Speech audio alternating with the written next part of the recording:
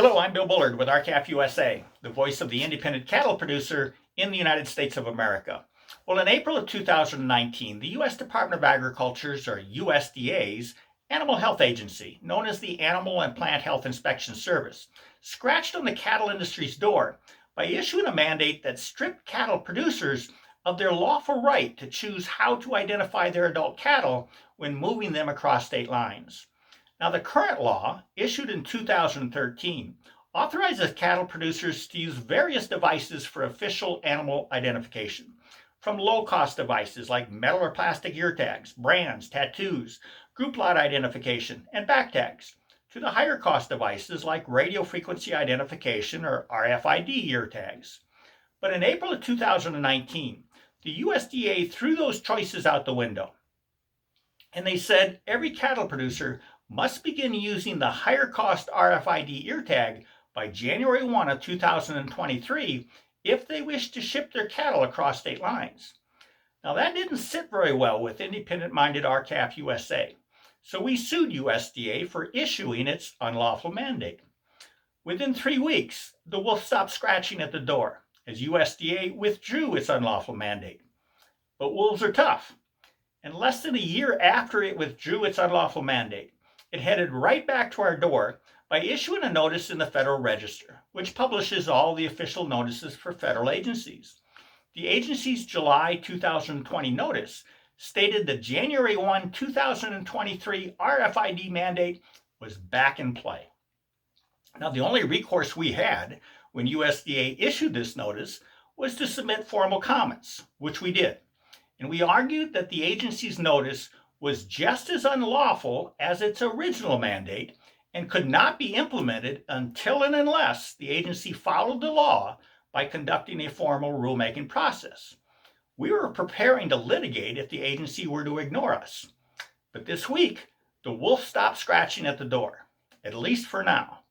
USDA has now issued a public announcement stating it will not implement its July 2020 notice that contain the January 1, 2023 RFID mandate.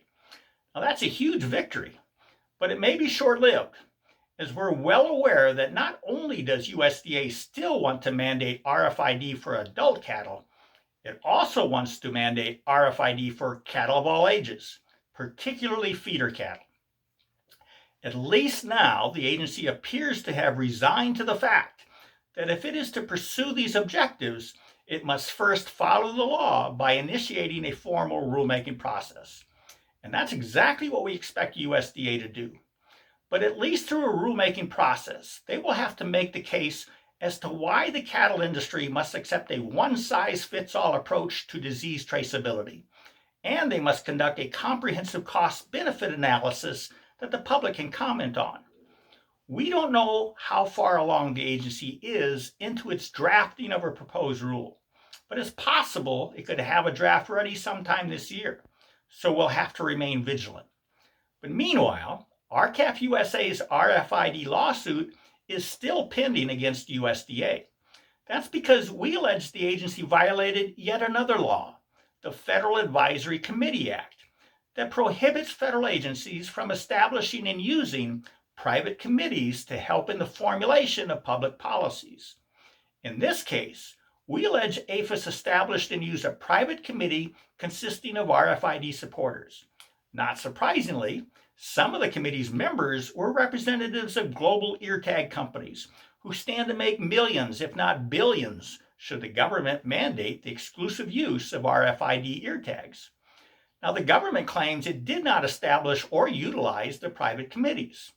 But we've uncovered troves of emails and other documents showing USDA and its private committees were in constant contact with each other and were working together to implement their RFID mandate since 2017. We'll have to wait and hear from the Federal District Court to see what they think of our evidence. But for now, the electronic wolf is no longer at our door, and cattle producers are no longer subject to the January 1, 2023 requirement that they must all use RFID tags when shipping their adult cattle across state lines.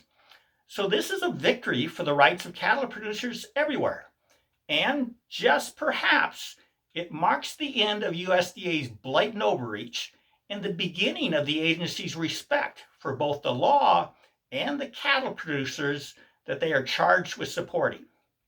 But just perhaps. So please go to our website at r-calfusa.com to learn more and to join with us. With that, thank you and have a productive week. Goodbye.